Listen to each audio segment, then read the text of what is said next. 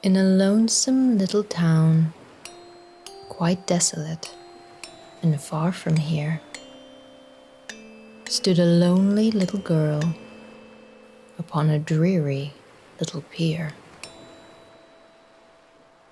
And in the endless silence, save the crashing of the waves, she looked to the horizon with a hopeful, steadfast gaze,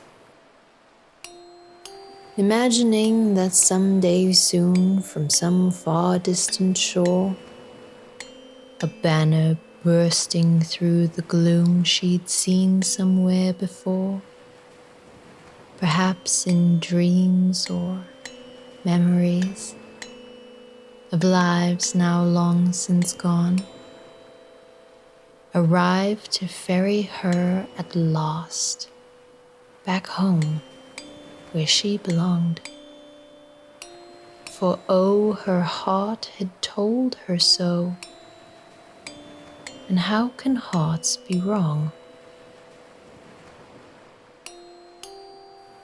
So eagerly she waited with that dream inside her heart, counting ships as they arrived and bid farewell as they depart. But months passed, and years passed, and took so many ships. And time stole too the rosy hue that once dusted her lips.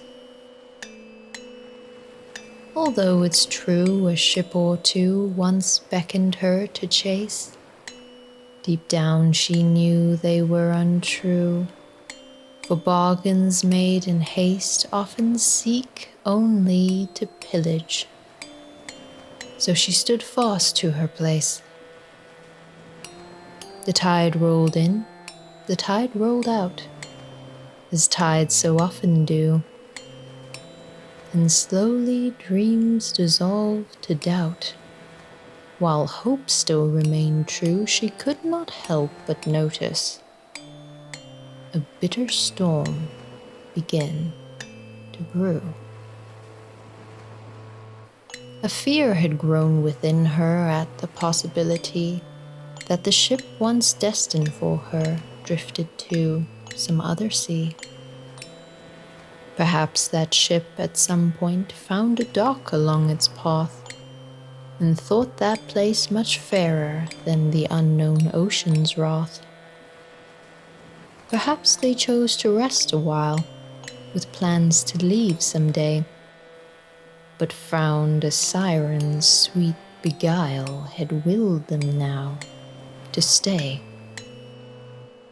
Belaying waves of worry, she bowed her head and chose to pray.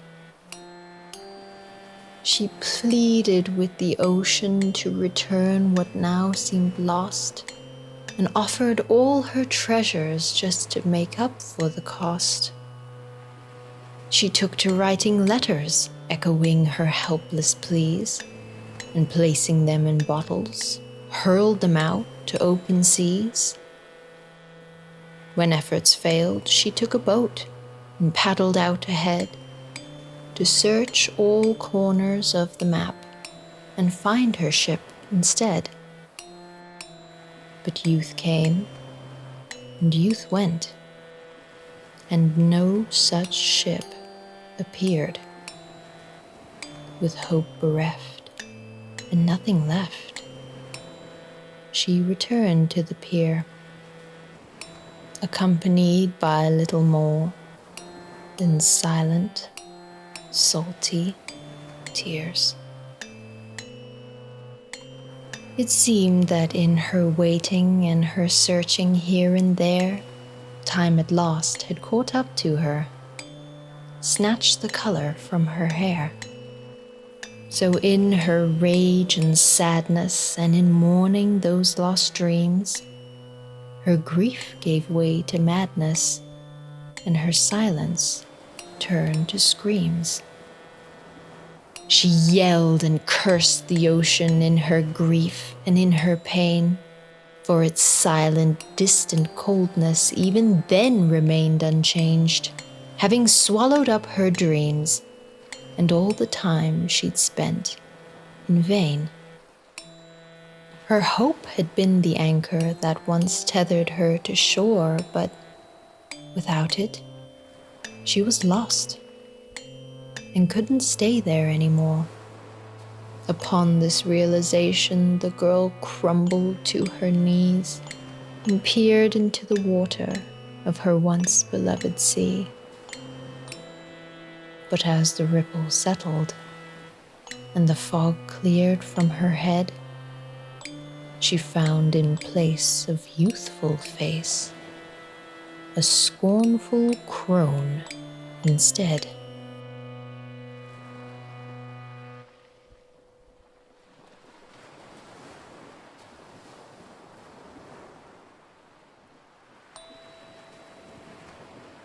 Where joy and passion had once been, now sadness marred her eyes.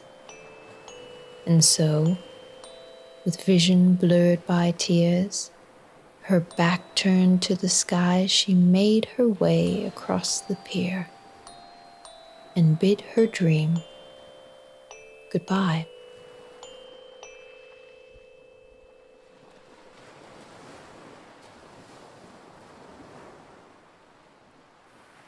It said the day the lonely crone had left the dreary pier, she faded with each heavy step and finally disappeared. Without the light of hope or dreams, she simply ceased to be. But her voice remains an echo at the bottom of the sea. And if you listen closely, you can hear her doleful plea.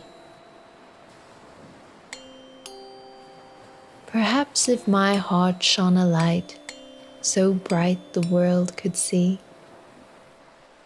I could have been a lighthouse, guiding love back home to me.